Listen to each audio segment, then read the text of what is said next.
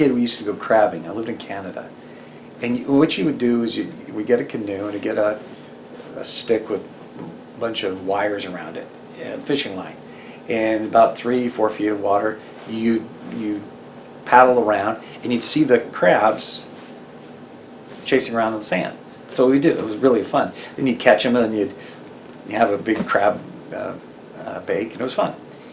But my dad taught me something important. His lesson was, one crab in a bucket will escape. 2 crabs, 3 crabs won't escape. And the reason being is that as one crab tries to emerge, the other crab will grab its leg and pull it back down. So until you have 2 or 3 crabs in the bucket, you have potential of losing them. Once you have those 3 crabs in that bucket, they'll all pull each other down. And that was the metaphor, the analogy I used in life as I talked with folks, that there was this tendency and this behavior of pulling one another down. I saw the early part of my career where people would begin to emerge. They care about a team. They'd extend themselves, but their peers would pull them back down. I said, you can't do that. You get too close. You get too close and you can't be objective.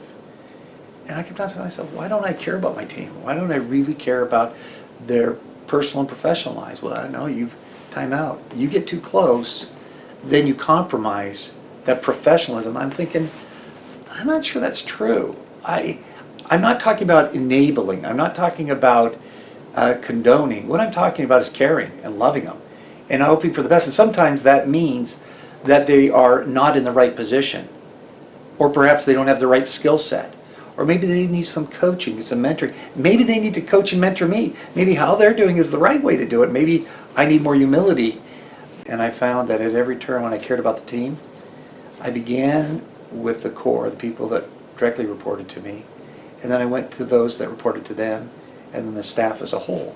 And I started small entities and was recognized for our successes in a small hospital. And then as we grew, it became even more dramatic because people are thirsting after this leader that cares about them, that is willing to invest themselves in their success. And it's, like I said, it's not to say you condone bad behavior. You don't. You love the organization and the purpose and the meaning and the reason for its existence so much that you're willing to have the crucial conversation. You're willing to say, listen, for us to fulfill the mission of this organization, this is what we need to accomplish. Are you up for it? Is this where you want to be? If it's not, let us know. And I found that time and time to be very successful. When you have that conversation with someone who perhaps is not at the right place at the right time, the team around rejoices and grows. And the place we're at right now, we've got 3,000 employees. We've cut about 10% of the workforce. The intent wasn't, hey, listen, let's cut. The intent was, it's getting more challenging with healthcare reform. We've got to do more and be more efficient. And we cut 10% of the workforce, and our employee engagement went through the roof. And it was because concurrent with those very purposeful business decisions, we did so with a tremendous amount of heart. Sure, there's some folks who didn't like it. And but more than that, those that were the whiners and the losers and the jerks, they'd grown into that for a reason. And I think there's a sense of relief when they were released. But being true to who I am allows me the confidence to move forward. For example, I think it's hard for some folks to get to know their team on a personal level. And I recall in particular one individual who she couldn't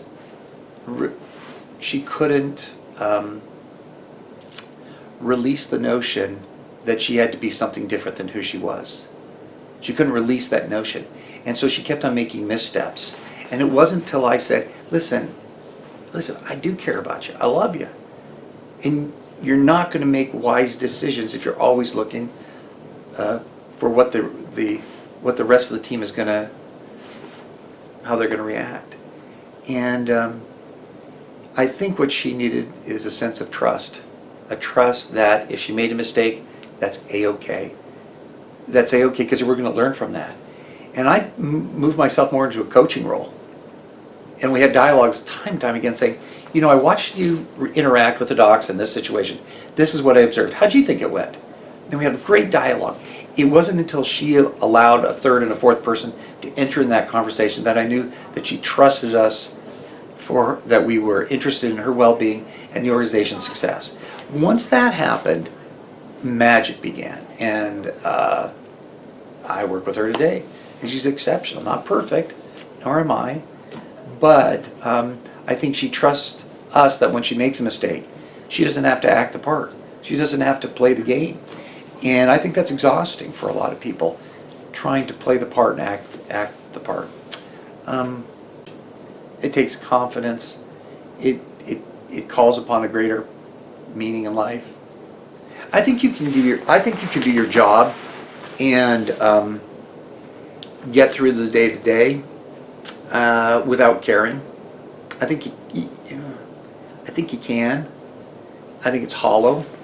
I think at the end of your career you look around and you say, well, what did I accomplish? Who cares?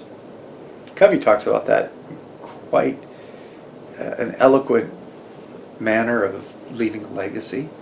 And I think the legacy is not, did you make a P&L? The legacy is, did you build relationships that furthered a greater meaning and purpose for you individually and collectively? That's why healthcare is so important to me. I mean, we get to take care of people and touch their lives every day. And that's the divine calling in life.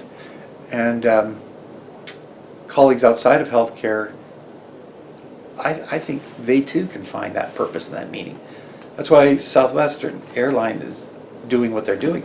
I think they consider it a great calling in life. I've heard them speak to that on opening up the airways, opening up travel for families and friends to connect, and I think that's meaningful. But it does take courage. It really does, and it's exhausting too. It's not for the faint of heart. It's not for those that are kind of, sort of, sometimes maybe. It's for people who are very purposefully driven. I think some leaders look at salaries and wages and benefits and look at it very, very objectively and know how many employees they have and how many they can cut and how many they can add and what the benefits are. Regrettably, they're not widgets. And we keep on saying they're widgets. They're not widgets. They're people and individuals. And while it might take a little bit more time to understand the nature of the individual, the long-term impact is more powerful. The literature on this is very profound. Transformational leaders get to know the team and understand the team and invest in the team. And the results are superior. Best places to work organizations have superior results to the others. And best places to work, characteristics of that category, would be they care about the team. In my current organization, we do care about the team.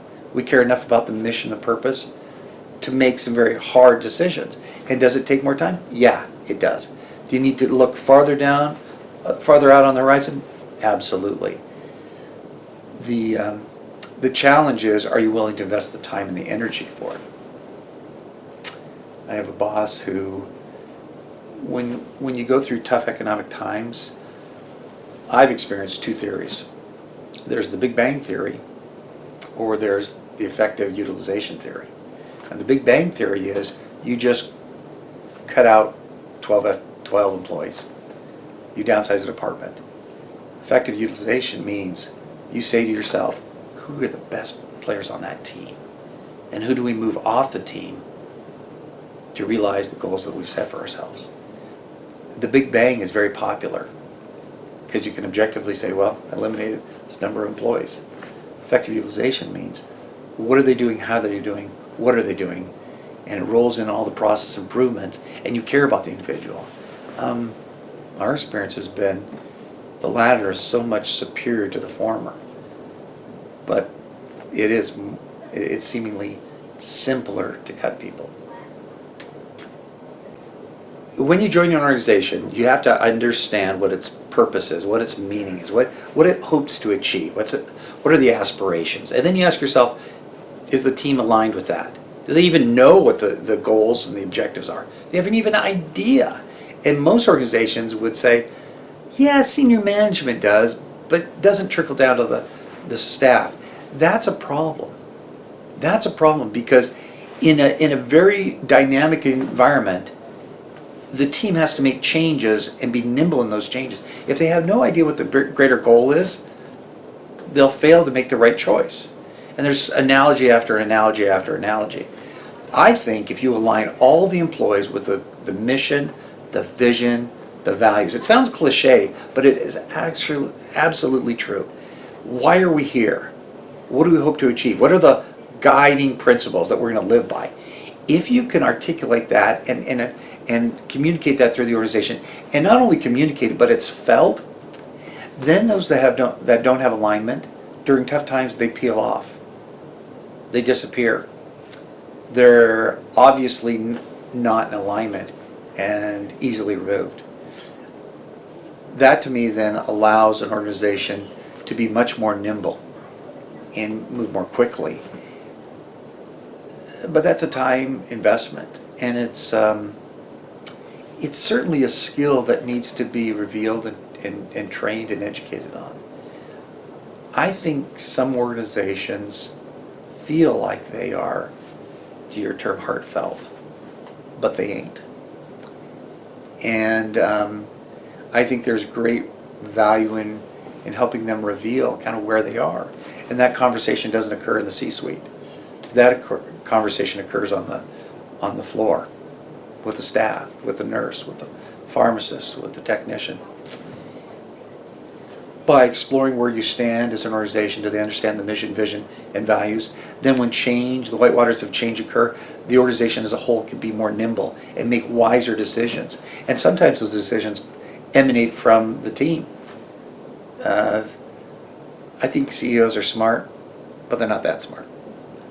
I think the collective intellect of the organization can produce a result that's superior. And we know that. We keep on hearing the books are written, but it's really tough to get there. I've got members of my team who have tremendous professional aspirations. And I love it. I love it. And I'm there to help them and support them, give them counsel and guidance as far as I'm aware. And I think they value that. And but I do care about them. And I think because they know I care for them, they trust me. And I would never violate that trust. And I hope I've emulated that. I hope the team knows that I want to be the best boss they've ever worked with. And I ask them that question. I absolutely ask them the question. I said, I want to be the best boss you've ever worked for. What does that look like? And not only work for, but work with. What does that look like? And the descriptions, I mean, are very diverse. Needed to understand what was important to her and how I needed to show up as a boss. And that's what genuine leaders, I think, do. They ask the question, how do I need to show up to help you? And you got to modify your strategy and your behavior to help them grow. And for me, that's that also is felt when they know that you're putting an effort into it. So I ask the question, what can I do to be the best boss you've ever worked with? And then I make a point of reminding them. And then when Boss's Day comes around, I say, okay, shower me with gifts. This is it. It's time for you to, and if it's a lousy year, then I know I got to work harder. And if it's a good year, I know that I've really won the day.